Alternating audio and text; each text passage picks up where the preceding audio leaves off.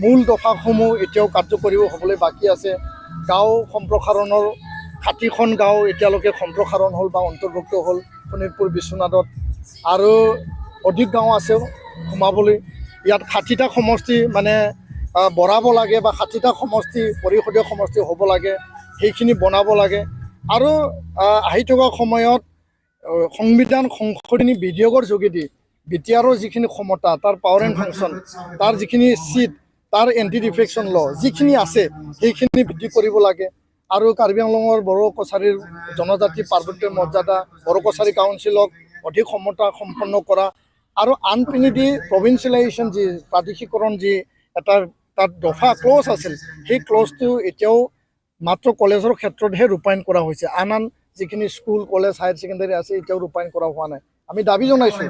আৰু NDB related যিখিনি আছে সেইখিনিও নিষ্পত্তি কৰিব লাগে বুলি আমি কেন্দ্ৰীয় ৰাজ্য চৰকাৰক আমি স্পষ্ট ভাষাৰে আমি দাবী আহ্বান জনাইছোঁ। আলোচনাত মিলিত হৈছোঁ, আৰু এই আলোচনাটো আমি মানে খুব স্পষ্টকৈ আমি কেন্দ্ৰীয় আৰু ৰাজ্য চৰকাৰক আমি দাঙি ধৰিছোঁ। ধন্যবাদ। নাই, আজি শান্তিৰ পূজাৰী, অহিংসাৰ পূজাৰী মহাত্মা গান্ধীৰ জন্ম জয়ন্তী।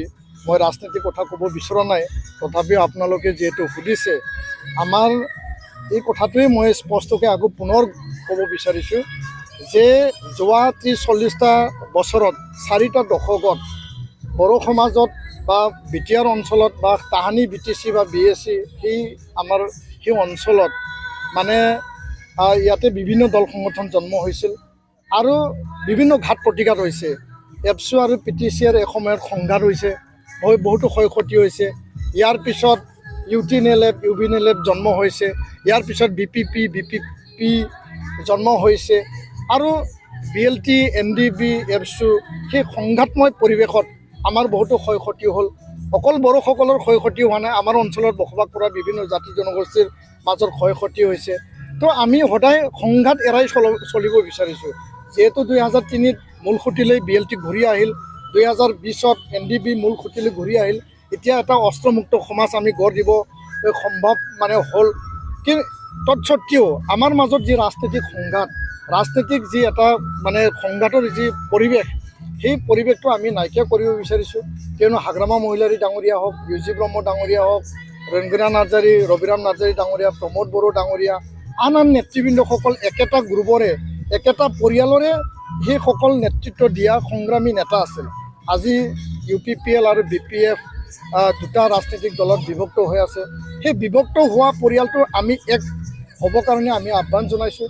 ফৰ্মুলা, এজেণ্ডা, ইয়াৰ ভৱিষ্যত কাৰ্যপন্থা পৰিকল্পনা কি হ'ব ৰাজনৈতিক দলবিলাকে তৈয়াৰ কৰিব, কিন্তু জাতীয় সংগঠন, জাতীয় চেতনা অনুভূতি আমি সদায় এই কথাটো উপলব্ধি কৰোঁ যে একতাৰ মাজেৰে আমি যাব লাগে, একে ৰাস্তাত খোজকাঢ়িব লাগে। আৰু এই সংঘাত আৰু সংঘৰ্ষ, ক্ষয় ক্ষতি এৰাই পেলাই যদি আমি আমাৰ ৰাজনৈতিক সাংবিধানিক অধিকাৰ এই BTR অঞ্চলখন যদি আগুৱাই নিব পাৰোঁ, BTR কেন্দ্ৰিক যি এটা আঞ্চলিক দল, সেইটো আমি যদি একে ৰাস্তাত ৰাইজে যি বিচৰাইছে সেই বিচৰা কথাকে আমি কৈছোঁ, ৰাইজৰ মনৰ কথা আমি প্ৰকাশ কৰিছোঁ।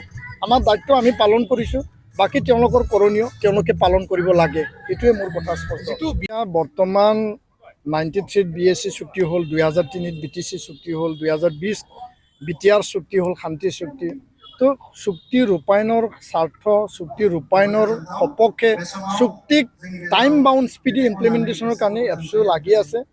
আৰু ইয়াত আমি মনোনিৱেশ কৰিছোঁ, বড়োলেণ্ডত শান্তি ঘূৰাই অনাৰ কাৰণে আমি কাম কৰিছোঁ। আৰু সকলো একেলগে মানে ভাই ককাইৰে আমি মিলি পেলাই আগুৱাই যাব লাগে, সেই সংকল্পটো লৈ পেলাই আমি কাম কৰি আছোঁ।